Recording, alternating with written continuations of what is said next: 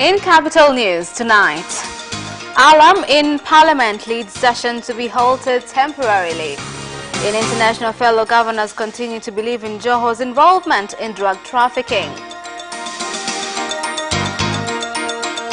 And in sports, Alliance in Dar es Salaam for Premier League match against Azam FC.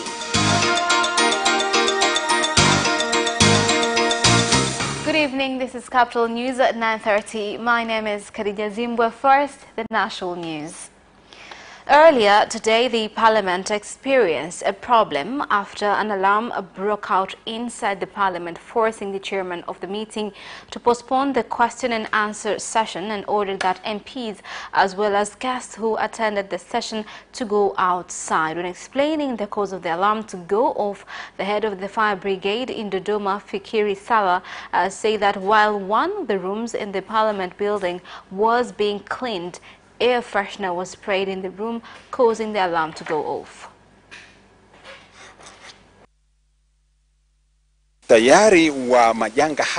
This is not enough. There is not enough information on emergency preparedness. So I'd like to urge Honorable Speaker and the government to give more information on what to do when there is an emergency. Yes, we've gathered in an open space, but still there was a need to be shown where to go because the building could have exploded. If that was the case, then those standing nearby could have been injured. What caused the noise was not because of fire. There was some cleaning going on which included spraying of air freshener. The way the system is designed, it senses smoke and sends out a signal. Air freshener. After the problem was resolved, the Parliament sessions resumed, receiving and discussing the report from the Parliamentary Committee of Agriculture, Livestock and Water, as well as from that of the Lands, Natural Resources and Tourism Committee. The House of Parliament requested the government to report to the House on the use of 4.6 billion shillings given by sugar producers.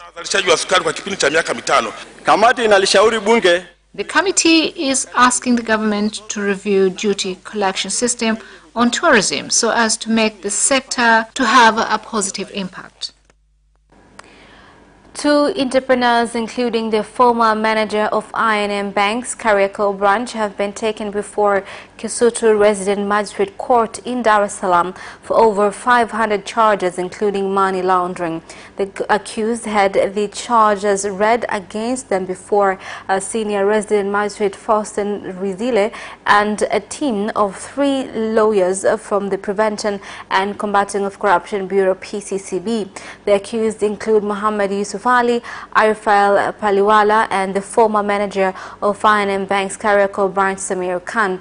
Previously, the case was read before Janet Mtego, but the DPP withdrew her intent to prosecute the case, where the accused are facing 601 charges, including causing the government a loss of over 14 billion shillings by tax evasion and providing falsified documents. In the new case, the accused are also alleged to have done various crimes, including forging documents and tax evasion, incidents that occurred at the various times between 2008 to 2015. The accused have been remanded to jail as charges such as money laundering have no bail. Now, moving on, in an unusual situation, unknown individual have stolen by dismantling some iron that were holding Mahita Bridge together, a bridge that joins Lugala Road and Mazimbu Ward in Morogoro Municipal, forcing the Mayor of Morogoro Municipal, Pascal Kihanga, to go to the area while asking the defense and safety organs to work together to discover the thieves. Mtu yeyote atakayepita hapa lazima achukie kwa kitendo kilichofanyika Local insert ya kwanza wizi daraja insert. Anyone who passes here will not be happy about this act perpetrated by people with bad intentions. They've stolen some parts from the bridge. At the end of the day, this bridge will be completely ruined and people will end up suffering. I ask law and security organs to look into this matter. The government is doing everything to make sure that the infrastructure is good, yet there are those who choose to cause damage. We've been reporting this matter to relevant authorities, and I'm glad that today the mayor has come. This is government property. In the financial year about to finish, no repairs were done, but it has been budgeted for in the coming fiscal year. What has taken place is very serious because it will make this road impassable. The state of the number of national identifications that were issued by NIDA being picked up has become dire due to some citizens failing to pick up their identifications from the offices of the local governments where they live, with some of the local government leaders explaining the reason for this.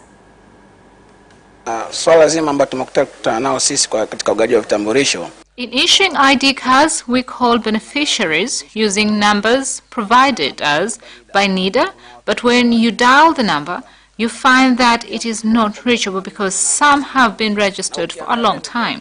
But also some information has been lost, which has forced application to be refilled. Kabisa hiyo namba haitumii. Sababu ya wakazi kutofuata vitambulisho vya taifa. Vitambulisho hivi, you find photographs on application forms. Some were taken 2 years ago. So we've received about 380 ID cards, but only 150 have come to collect theirs. Tunasema nini? Hii sio kazi ya Ilala tu, ni Tanzania nzima kwa ujumla. Tumekuwa na utaratibu, tunapokuwa na shida na kitu ndio tunakitafuta. We have a culture of looking for something when there is an urgent need. A lot of the ID cards are never collected. People need to realize on the importance of having an ID card. The Commissioner General of the Tanzania Revenue Authority, TRA, Charles Kichere, has led a surprise operation in Dodoma City where he was able to capture 4 people who engage in the business of producing fake electronic receipts aimed at causing economic sabotage. The counterfeit electronic receipts have to do with the purchase of goods and the oil from oil tankers. The operation, which involved TRA officers and police force officers, came about due to helpful tip from some good Samaritans. The surprise operation also impounded an electronic fiscal device, EFD, which shows that it was registered at the Lake Oil petrol station in Ilula area, Iringa, but receipts from that EFD showed that the number of the taxpayer in Arusha. The EFD started to work in September last year. They also show that sales of more than 700 million shillings has occurred via that EFD.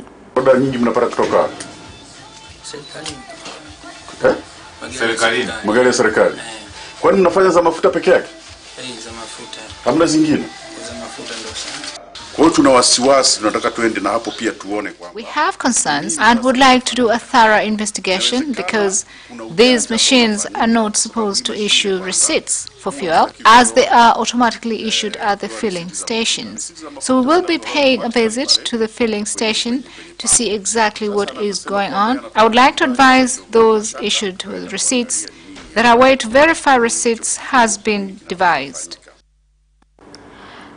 The Council of Ministers of Energy of the East African Community member states Tanzania, Rwanda and Burundi have ordered the board of directors to completely oversee contractors who are implementing the project to produce 80 megawatts of electricity by using the Kagera River waterfalls in Rusumo area, Ngara district, so that it is completed on time in 2020.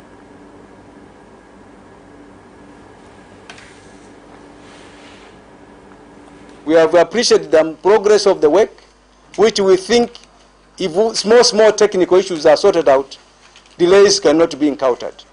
So generally speaking, we have also agreed we will meet once again through extraordinary meeting, close to April, to ensure that these snag leaks, the key specific areas, are rectified in advance, before even our ordinary meeting in June.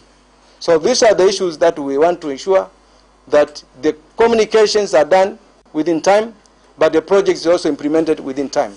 Manufaa ya kwanza kabisa ni kwamba karibuni sehemu kuu watapata umeme wa kutosha. One of the benefits includes availability of reliable electricity for all regions, but this will help foster economic development as well as other social projects such as building of classrooms and bridges. Madawati, madaraja na barabara. Kwa hiyo kuna faida nyingi zinatokana na mradi huu. Twasabye board of directors kugira ngo board of directors baza inama za runo rugomero hagati y'ibihugu byacu. Twasanze rero no munsi twagiye. Residents of 26 villages of Tambarare in Rombo district out of 68 villages of the district who both prior to and after independence had been working for an average of between 8 kilometers and 24 kilometers to look for medical services will now no longer have to deal with the frustrating problem. This problem comes after the central government decided to build the district hospital in the area.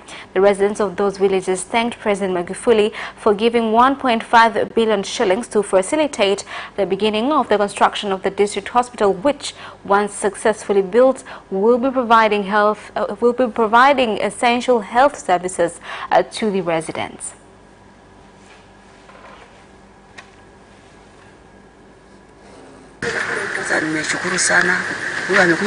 I would like to offer my thanks to the District Commissioner for coming here to assess the progress of the construction of the district hospital.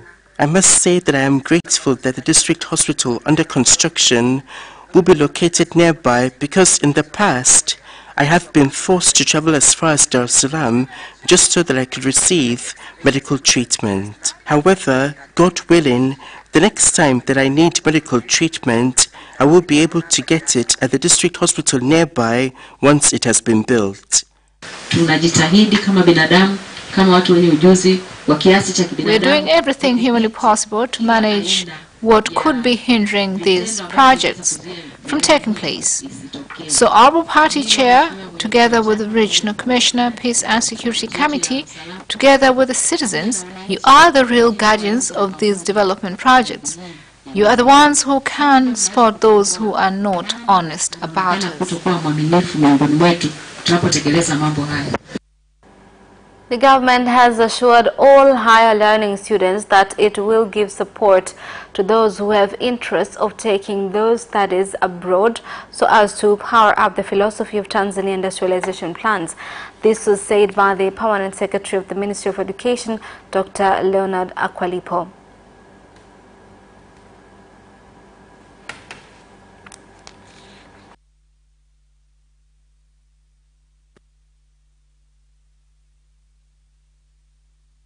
I wish to assure you and all who have gathered here that the government, through the Tanzania Commission for Universities, that is TCU, and the Commission for Science and Technology, will strongly help students who qualify for studies to apply and to do fieldwork in our country.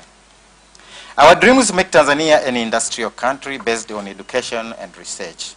This information point is a welcome counseling and support for Tanzanian students who are eager to further their studies in France. And I have an ambition. France has an ambition in this country to make Tanzania the platform or the bridge between French and English, Kiswahili-speaking countries in a confident, fruitful, and balanced partnership. We are sure that Tanzania is the best place to be the bridge between Francophone countries in East Africa and Kiswahili English-speaking countries. And that is the end of national news. International news follows shortly.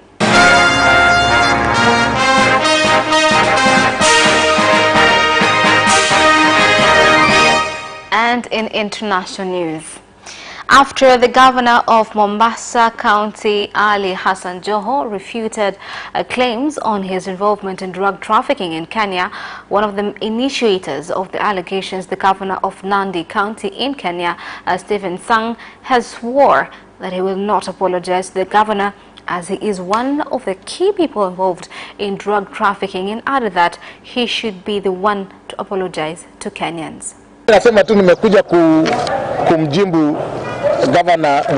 I'm here to reply on accusations made by my fellow Governor Ali Hassan Joho that most of us agreed for him to be investigated on his drugs trafficking deals.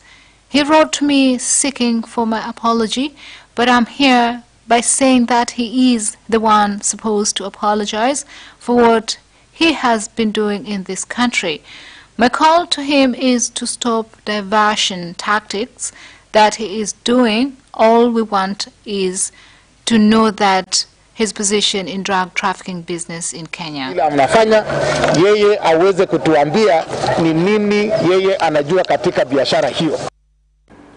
Studies at Makerere University in Uganda are expected to resume after the lecturers' union as well as the university's administration agreed to have talks to resolve the constant conflict that has dominated the university. I'm a very sincere and honest person to sit on the table and make decisions for this university.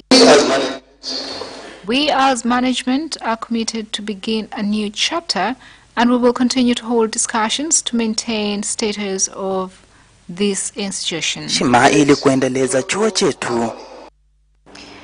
Now, citizens of Burundi have today celebrated 28 years of national unity, with various stakeholders saying that despite the nation being affected by political conflict, the unity is still visible among its citizens. The Burundians fought for unity in the country despite their differences.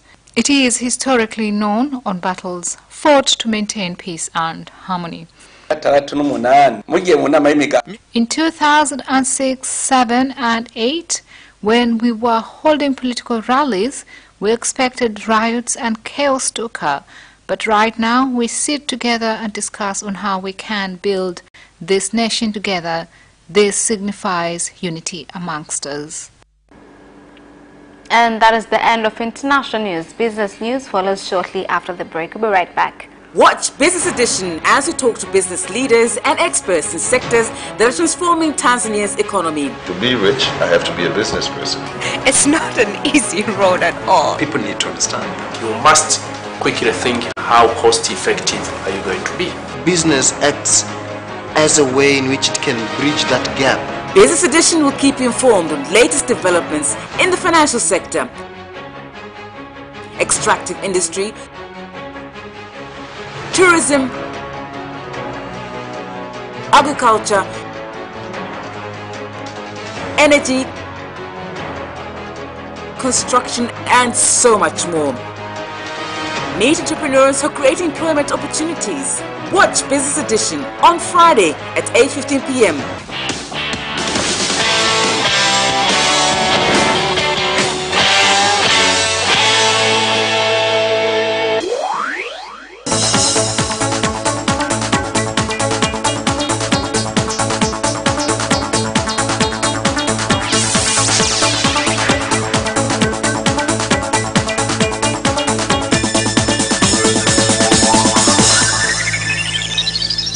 Welcome back, and now let's check on some business news. The government of Tanzania, German Embassy and the Confederation of Tanzanian Industries CTI have agreed to work together in building the capacity of leaders overseeing production in the factories in the country so that it is productive and increases competition in the international market. Factory owners will come and exchange experience and knowledge in the sector. The knowledge that we will get will enable us to enhance productivity and efficiency of our workers. This opportunity is very important for growth of our industries in Tanzania. Mimi ninaomba nafasi hii tuichukulie kwa dhati kabisa, tuyachukue yote yanayofundishwa. Tanzania Port Authority TPA has been required to remove impediments that have been seen to convince users of the port of Dar es Salaam so as to ensure the port continues to be attractive and used by more countries. Billions of money are spent in digging under the sea level. These are all government efforts to allow big ships to dock at our port. Our port has been improved. Now we are capable of allowing ships with over 70 tons to dock here.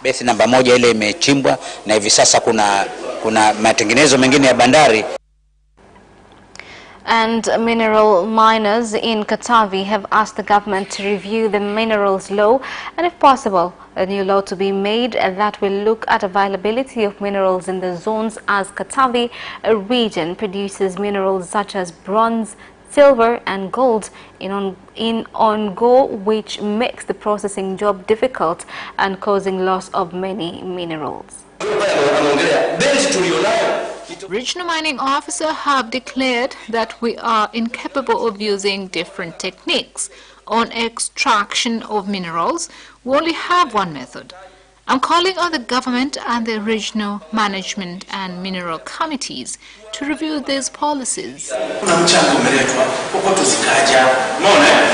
Sand and pebbles are construction minerals. We want these minerals to be recognized and taxes should be paid upon them, because if these minerals will not be protected, it is most likely to destroy environment in the future. And that is the end of business news. Sports news follows shortly.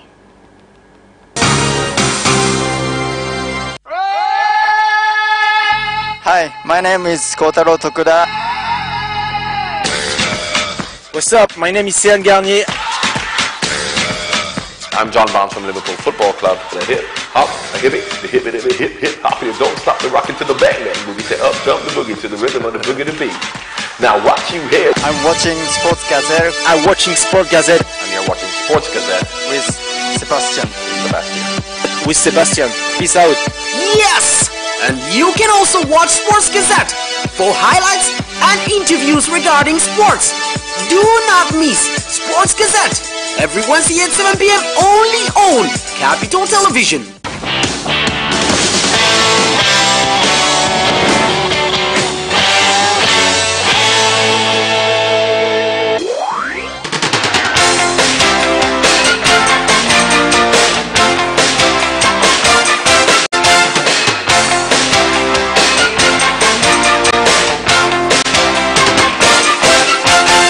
And in sports news tonight, Alliance football squad has arrived in Dar es Salaam prior their Premier League game against Azam FC, with the game to be played at 7 p.m. at Azam Complex in Chamazi. We respect Azam. They are at home. It is their ground. They have their fans. But I've also told my players that we are heading to an away game. We will meet Azam, who have a good teacher as well as good players. We, as Alliance, are aware of that, and that is why we came to Dar from one side. The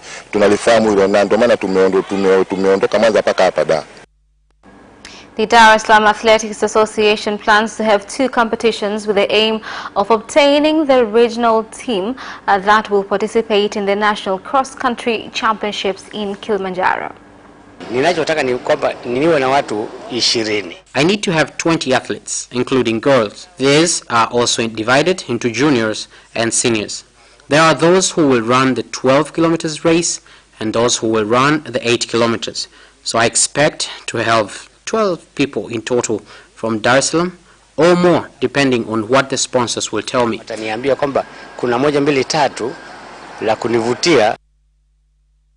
Ex-Manchester United boss Jose Mourinho has agreed a prison term in Spain for tax fraud, but will not go to jail. Hear more details. This will instead be exchanged for a fine of 182,500 euros that will be added to a separate fine of 2 million euros.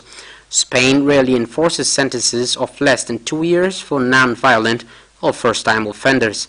He was accused of owing 3.3 million euros to Spanish tax authorities from his time managing Real Madrid in 2011 and 2012. Prosecutors said he had created offshore companies to manage his image rights and hid the earnings from tax officials. And Manchester City boss Pep Guardiola and new Manchester United manager Ole Gunnar both set aside their team's rivalry to turn up for Vincent Kompany's testimonial dinner. Here are more details. Old Company decided to host a charity dinner to make his years of service to Manchester City. He invited his teammates, rival coaches as well as dignitaries from the city of Manchester to help raise money for charity. The dinner was to raise benefits for the A Bed Every Night, which is an initiative from Greater Manchester Mayor Andy Bonhams. And that sports item ends our news bulletin for tonight. My name is Khadija Zimbwe. Thank you for watching and good night.